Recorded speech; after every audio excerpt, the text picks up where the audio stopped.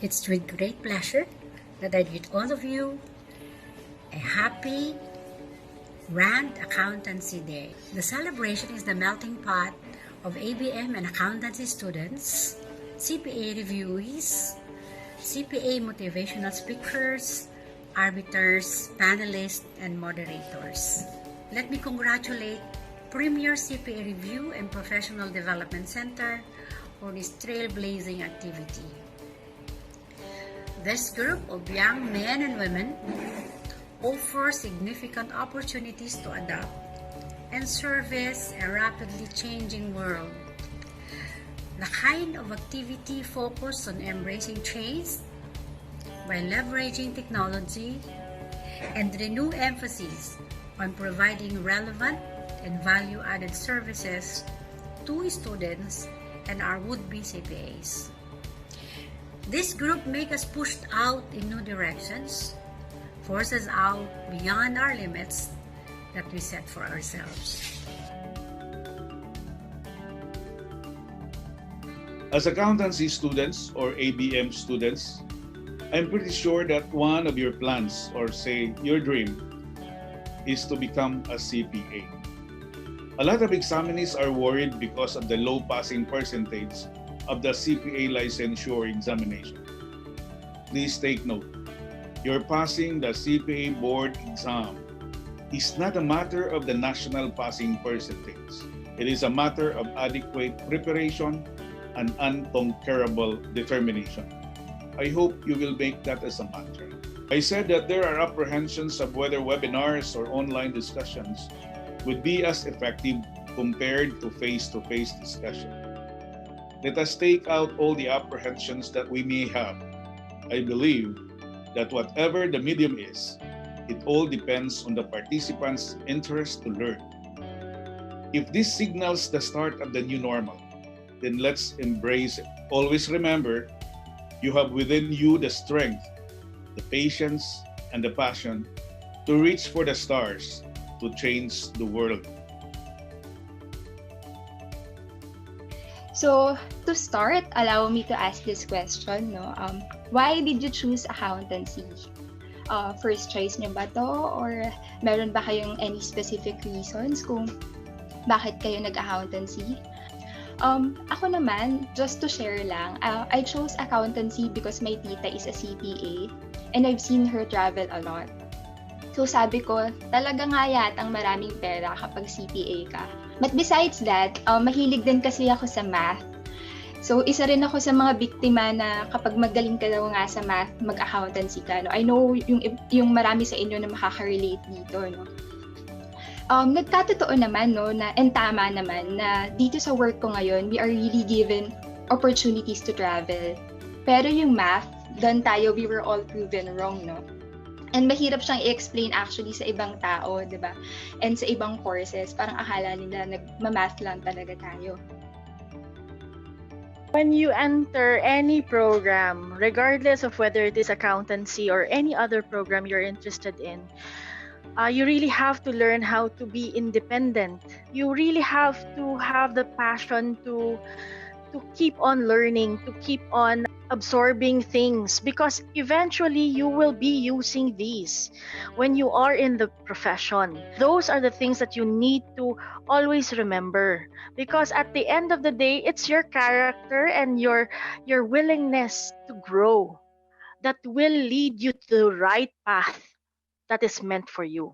Find your purpose or the reason you are in this profession or in this path, because whether you like it or not, the reason you are here, it has a purpose. So you need to find that out. So kahit na minsan, di ba, parang nag-give up ka na, hindi mo namamalayan, third year ka na, nag-give up ka na, nag-graduate ka na pala, and then pagod ka na, board exam na, and one day, wow, you will wake up, CPA ka na. Do not waste the cost that you give. Do not let your time be wasted. Do not let the monetary investments of your parents or yung hard work mo if you are working to be wasted.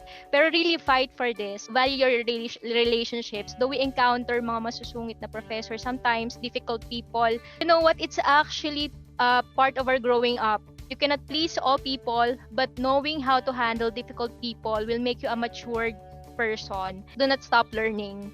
If you don't know how to do it, then find ways to do it. And you just have to learn how to do things gladly. Grow lang ng grow, and that will not just kumbaga para sa sarili nyo rin naman yun. Ngayong college kayo guys, or SHS kung undergraduate or fresh grad, sana na-enjoy nyo or mag-enjoy kayo, i-enjoy nyo lang yung college life. Minsan lang maging estudyante, so may mga nararanasan kayo na hindi nyo na mararanasan talaga sa work, na talaga na lang panghihinayangan nyo na lang, no?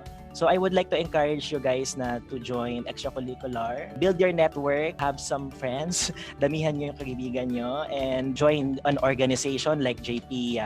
So to our participants, I was once like you before, full hope to become a CPA. No? So never doubt yourself in this battle. There will be times when you'll find yourself in a position where you are fell short, but don't give up, for it's the end, not the beginning that counts. No? Focus on your dreams. And once you become a CPA, marirealize mo na lang, CPA na ako, hindi lang pala dito nagtatapos yung purpose ko.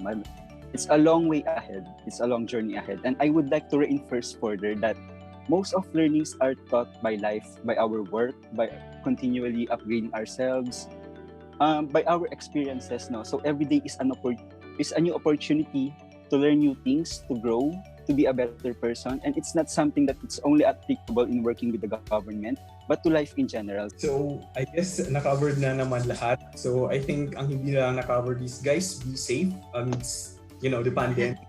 Yun na lang, be safe. Please be safe.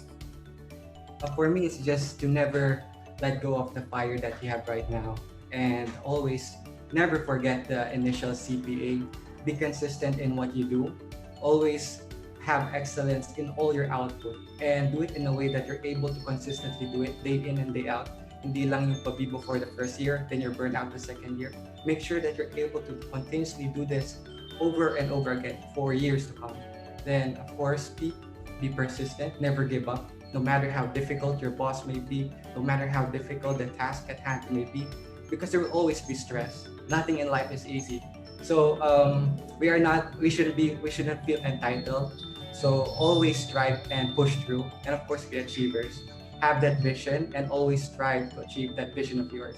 Never give up.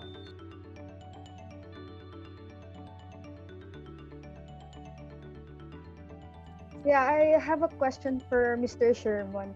Sir, the concept of new normal is an oftenly talked about topic nowadays. The COVID-19 outbreak changed the way we do things, the way we live. So my question is, what will be your advice to us, students, in leading through crisis? By being future literate, by having the capability or the capacity to anticipate the things that you do not expect, enables you to prepare for something that's unexpected. There's no one single future out there for you. There are multiple possibilities. There are alternative futures. And these alternative futures and possibilities can be revealed if you have the capacity to anticipate it or imagine it. So beyond imagining, however, is that you must know what your preferred future is. What do you think makes women stand out as a leader? The empathy and compassion, being able to connect with them. That is our advantage to our male counterparts. In your work, you both talk about innovation and disruption. Any advice on how we can disrupt student leadership to help JPA community? I would always be always excited to welcome and onboard fresh grads, because I believe in the power of disruption fresh from the college, right? Because you have fresh ideas, you are new breed of leaders. Yeah, to answer that question, my view would be, in public relations, in order for you to engage with people, to influence and inspire, is that you have to train yourself how to ask the right questions. Because asking the right questions provokes people to reflect and think.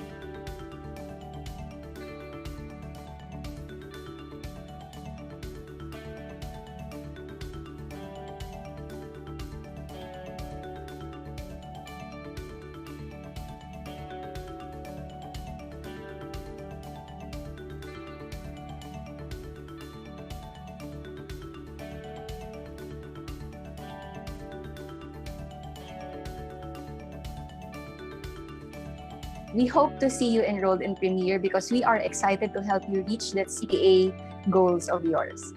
So, we've learned so much on the past few hours, especially on the technical side.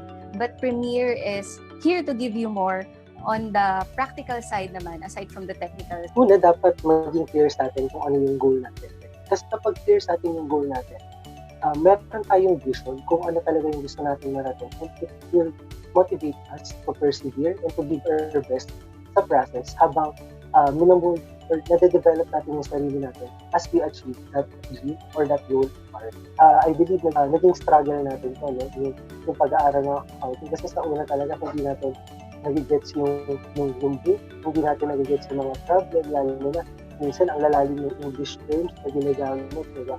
Pero kailangan natin ang gawing habit, kailangan natin masanay, kasi gagawin natin yun for how many years, diba? 4 to 5 years, even sa repeat, na puro ganun yung problem, puro ganun yung topic, puro ganun yung concept na mababasa natin. So, I suggest na gawin natin habit yung pag-aaral ng accounting. Subjects aren't entirely your fault, but managing them is your responsibility. Lagi may external factor. Nasa sa'yo na lang paano mo siya i-handle. And learn to say no outside distraction. Dapat yung mindset mo, kung nasa ang focus mo, hindi madaling natatangay. Ano yung mga kailangan mong intindihin? So first, you need to know that it is okay to struggle. For example, you don't really understand yung topic na yon today. Pero anong magagawa mo? Kung hindi mo talaga siya maintindihan, ano yan, magpre-pretend ka lang na maintindihan mo yung topic na yon. So it's okay for you to struggle or yung mahirapan ka at that time because we have our own facing. So, hindi naman tayo pare-parehas ng knowledge or pati ngayong learning style, we have a different learning styles. So, number 2 is it's okay to get tired. So, for example, you've been studying for almost 4 hours. It's normal na mapapagod ka. And kung pipilitin mo lang yung sarili mo na mag-aral but then wala nang na-absorb, anong sense ng pag-aaral mo? So, it's okay to get tired and just take a rest. So, next is, it's okay to fail. It's okay to pause for a moment. So, yun nga, iba-iba talaga tayo. So, remember that you are special, that you are unique. So, yung iba kasi, pag nadapa, iiyak. Yung iba, di ba, pag nadapa, biglang tatayo na lang. So, iba-iba tayo ng pagko-coping up with failure. But it doesn't mean that hindi tama yung naging reaction mo. Diba? Kung naiiyak ka during yung na-feel ka, hindi pwedeng sabihin ng ibang tao na invalid yun. Kasi you have the right to feel yung pain or to cry at that time.